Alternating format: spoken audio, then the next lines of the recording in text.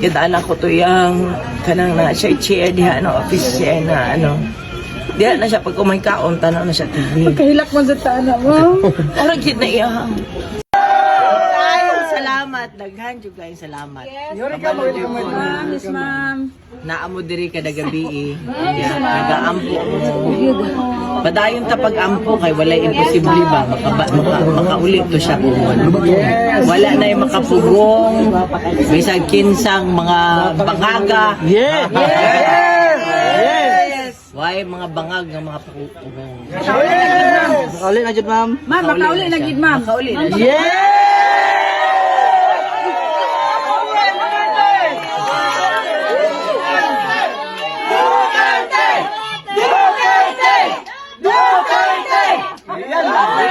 Dili man mo tugot ang Ginoo na di siya makauli. Tama, Kunya, tama. dili pod mo musugot na di siya Tama. makauli. Yes!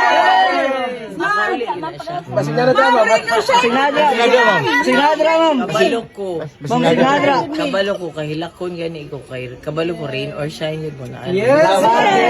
Ma'am, dapat before siya mo mag-taking, nana siya, ma'am. Maluoy ang Ginoo basta. Ako gisaligan Ginoo ra gyud.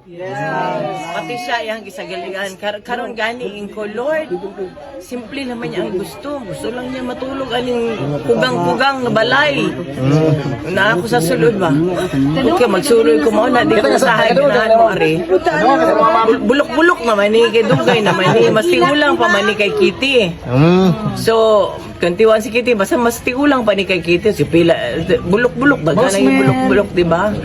So na ako sa sulod ingko Lord, simple lang may ang gusto. Maura yun ni matulog lang siya diri sa may kusina dapat pag magkaon maglingkod magtanaw TV. Kita anak ko to yung kanang na siya chair diha no office siya na ano. Diha na siya pag umay kaon tanaw na siya TV. Kahilak mo sa tana mo. Ora gid na iya.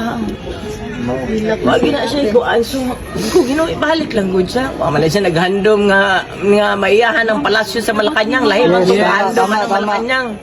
Ang gandom anang Malacañang gandom og forever diha. Diba? Pero kana simple lang gud na iyang ko ana. Makakaon sa iyang gustong pagkaon. Munggos. O bulas. Bulas. Coke Zero. Coke Zero. Bahalag ka. Zero. Isa pa, kaning usahay, magpasugba mi diha og baboy, ana ba mo ra yun iya.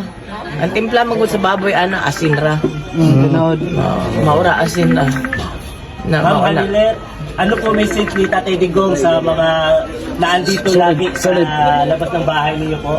Ay, ingon jud siya sa inyo, kabalig jud siya ng dagang tao diri. Pasalamat jud siya ninyong tanan. Ina ang mga katawhan pag uli nimo katuna apa ko didto, pero naga-call naman may calls.